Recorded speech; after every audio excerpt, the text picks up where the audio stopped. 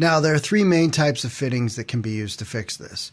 You have your soldered fittings, you have your compression fittings, and you have your push-to-connect fittings. All right, so before we can actually begin taking anything apart, we need to shut off our water. Next, I'm going to drain the excess water from the system by opening the faucet at the lowest point and then a couple other faucets after that. Now, probably the most common type of fitting I see is your soldered fitting. And to remove that, what we want to do is we just want to cut the pipe back. Now, before we actually cut the pipe, we want to make sure we have enough room for the fitting and the escutcheon plate on the remaining pipe sticking out of the wall. Now, if you don't think you have enough room, make sure you check out my video on how to remove a soldered copper fitting, which will be linked above and in the description below. Now, once you remove a fitting, it's always a good idea to clean the pipe before putting any new fittings on. So to remove a compression fitting, we simply want to hold the fitting tight and then take a wrench and turn the nut clockwise. Now, if the compression fitting has been in place for a while and the nut will not move, one thing you can do is heat the fitting up just to break up any calcium deposits. You can check the link above just to see how I've used this technique for other repairs. Now, if you're planning to install a new compression fitting that's the same size, it's still recommended that you uninstall the ferrule and the nut and not reuse any parts.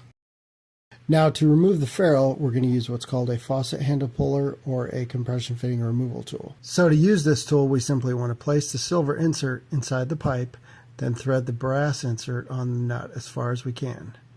Then just turn the handle clockwise to remove the compression fitting and the nut. So to install our compression fitting, first we're going to slide the nut on the pipe and then we're going to slide the ferrule on the pipe.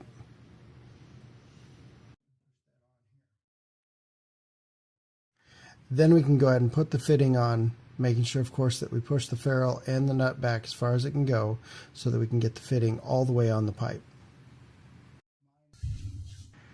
Once the fitting is on, we can go ahead and start tightening the nut down, making sure that we hold on to the fitting as it will try to work itself off the pipe. Once the fitting is hand tight, I'll take my wrenches, do about half a turn on the nut, as I don't want to over tighten it as it could damage the pipe.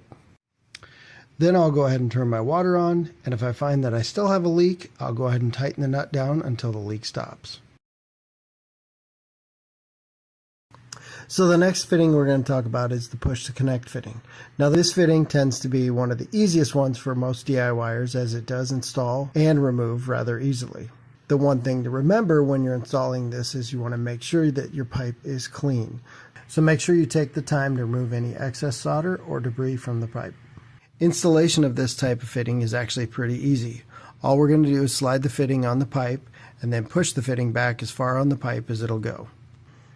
Then just close the valve, turn on your water, and make sure you have no leaks.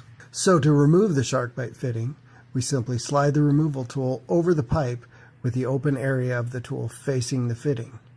Press down on the tool and remove the pipe or fitting. So for fittings on copper pipe, it's easiest to wiggle the fitting back and forth to remove it from the pipe. All right, so probably the easiest fitting for your everyday DIYer is going to be your sharkbite or some other type of push fitting. They usually go on and off pretty easily. There's a removal tool, so if it does leak again, you can just change it out pretty easily. The other reason I'm okay with them is because they are outside the wall. If this was embedded in a wall, I would not use a sharkbite or some other kind of push fitting. I just don't trust them over the long haul. I would definitely go with a compression fitting or solder the pipe. But because it's outside the wall, I think this is probably the easiest option. Like I said, you can come back and replace it later if you need to, and you're going to notice the leak right away if it happens. All right, guys, thanks for watching. As always, if you're not already a subscriber, make sure you click that link below and become one, and we'll catch you on the next one.